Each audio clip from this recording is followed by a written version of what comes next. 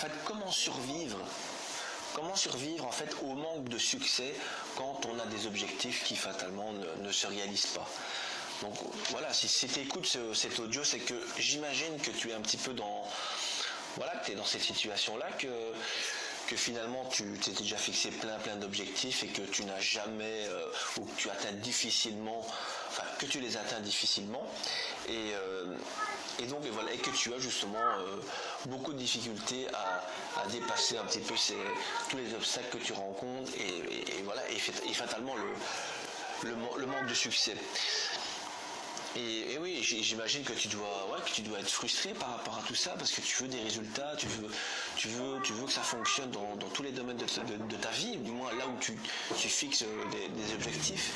Et voilà, il y a rien qui vient pointer le bout de son nez, et donc t'es frustré, et voilà, c'est pas évident à gérer. Et tu vois, moi je te comprends parce que j'ai connu et je connais encore en fait cette situation de la frustration, de le fait justement de ne pas avoir de succès alors qu'on y a mis tout son cœur, qu'on a posé des actions qu'on pense être suffisantes, et voilà, et c'est clair que c'est pas évident, mais je te comprends, et tu vois, moi par exemple, j'ai voulu donc me lancer un petit peu, donc atteindre ma liberté,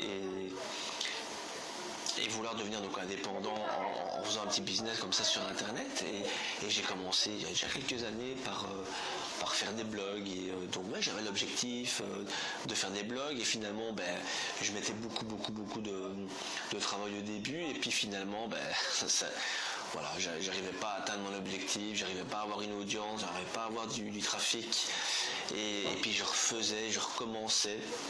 Je refaisais un autre blog en me disant peut-être que sur ce thème-là, ça va peut-être bien fonctionner.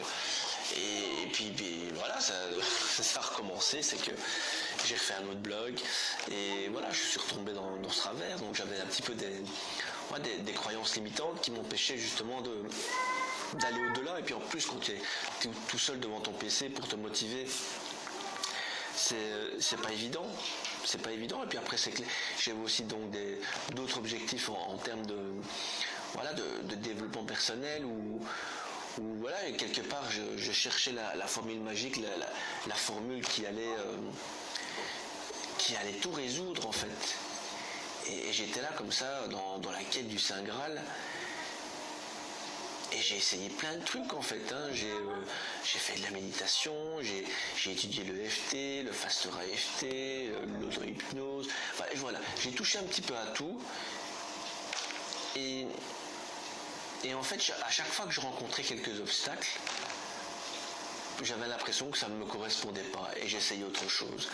Et finalement, donc j'ai jamais réussi à avoir du succès, ou du moins comme ça au début, parce que voilà, je sautais d'une pratique à une autre, où je mettais pas assez d'action parce que je manquais de motivation, où j'y croyais pas forcément.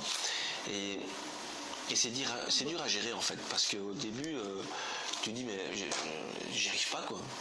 J'arrive pas à avoir des résultats dans tel ou tel domaine, et c'est vraiment frustrant.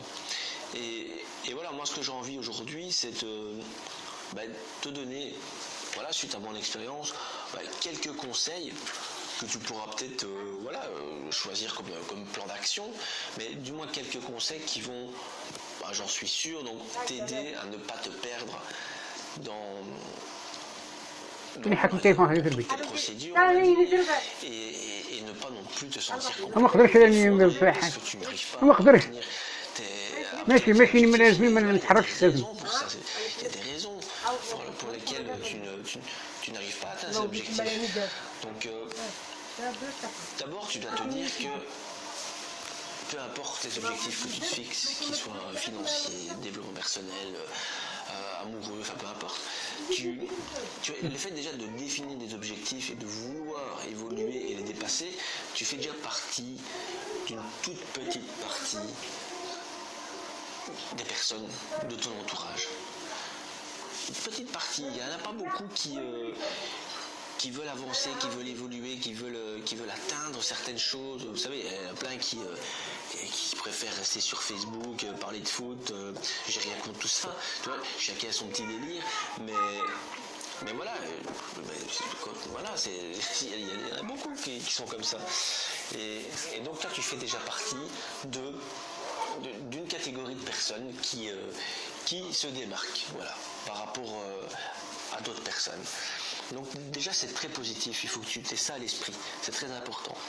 Ensuite, tu dois aussi te dire que tu dois être persuadé qu'en fait, il n'y a pas de réussite sans succès. Alors je parie que tu l'as déjà entendu celle-là, comme quoi voilà, il y a des échecs, alors il y a tous des échecs comme ça le long du chemin, il faut apprendre à les dépasser, c'est clair. Mais voilà, il n'y a pas de succès sans échec, sans manque de succès Donc on va dire que c'est tout à fait normal quand tu repenses à Edison qui a répété je sais pas combien de fois son histoire d'ampoule et que voilà, il a fait plus de 1000 fois en répétant pour finalement voilà, y arriver. Donc le gars il est quand même persévérant, quoi. Je veux dire, moi perso je pense que après déjà 100 fois, à mon avis j'aurais déjà abandonné. Donc là c'est pour te dire que quelque part donc il faut, donc à ce moment là c'est le troisième point, c'est que tu persévères à la Edison, mais de manière acharnée. Mais attention, je parle aussi de persévérance intelligente. Si tu persévères à faire toujours la même erreur, tu auras toujours le même résultat. Ça c'est sûr. Maintenant tu persévères, tu analyses la situation, tu essayes une autre façon de faire, tout en restant bien sûr dans ton sujet principal, mais tu essayes autre chose. J'espère que tu as compris un petit peu ce principe-là. Alors aussi un autre point, et ça c'est aussi un de mes défauts, c'est que je suis assez perfectionniste.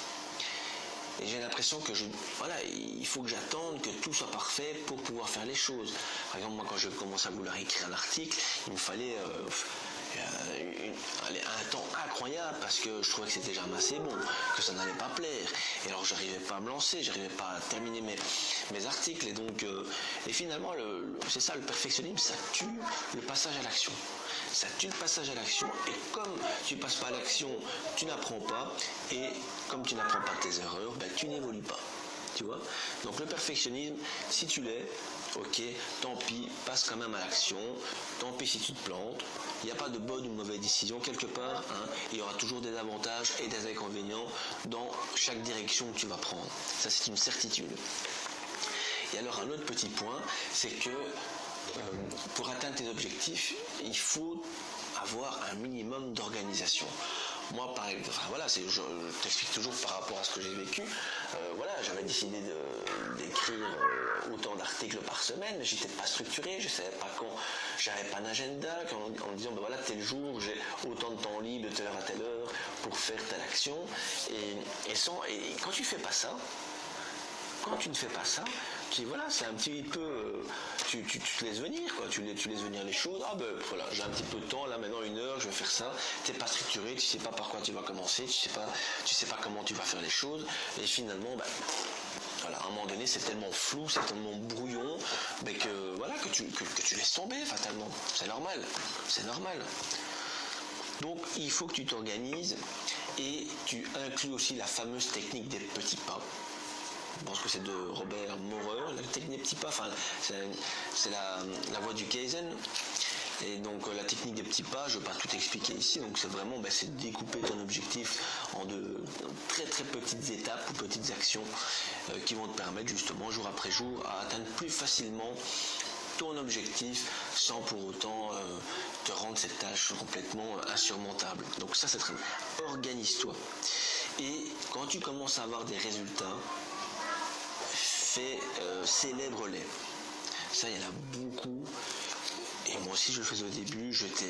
Quand j'avais fait une action, quand je la voyais terminée, je me disais, j'aurais peut-être dû faire ça. J'aurais peut-être dû faire comme ça. Et il y a le perfectionnisme qui revient, qui juge.